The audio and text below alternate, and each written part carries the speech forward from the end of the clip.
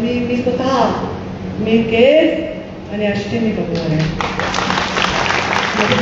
बाकीचे मी बघणारच आहे, पण ह्याच्यात मी जास्त लक्ष देऊन बघणार आहे. ताकदीचे आमचे जिल्हा परिषद सदस्य जास्त आहेत आणि कोणालाही मला ॲलर्जी नाही.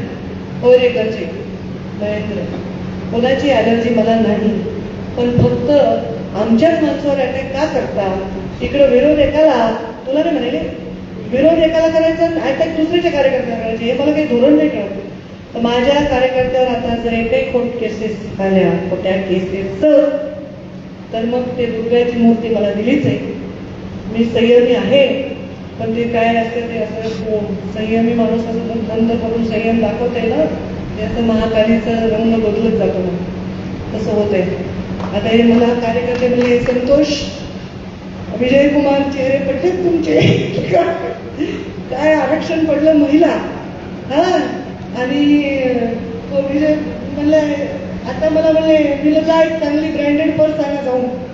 आता बायकोच्या पर्स घेऊन जिल्हा परिषदच्या बाहेर मला एकेकाला, हो म्हणजे बायको सगळ्यांच्या बायकांना उमेदवारी असा अर्थ लगेच लावतात पुन्हा वाटतात. मी गंमत सांगायला होते की हे म्हणजे काही तुमच्याच मनात असणार आहे म्हणजे आमचं आरक्षणाचं पडलं. म्हणजे महत्वाचे जे लढणारे ताकदवर कार्यकर्ते होते ते सगळे महिला झाले. मग ठीक आहे, त्याच्यापेक्षा लढणारे बायका आहेत आमच्याकडे, घाबरू नका तुम्ही.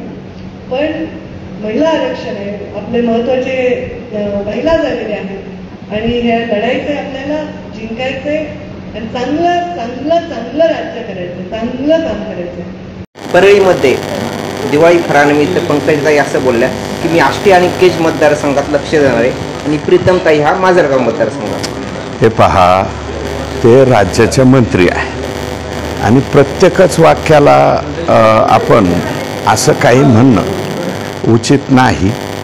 ते बोलले असतील, काय त्यांना लक्ष घालायचं ते घालू द्या, आम्ही कुठं काय म्हणतो.